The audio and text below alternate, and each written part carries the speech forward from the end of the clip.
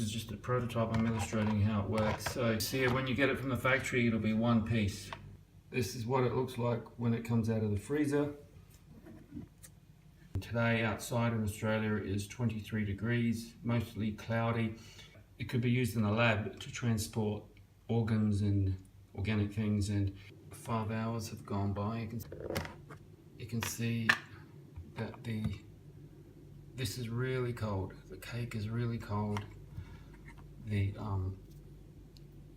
cheese is really cold, and the egg that was soft before it went in is really hard.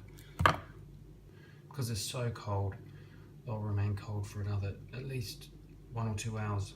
So that's basically 7 hours, 6 or 7 hours that it can stay in the lunchbox really cold.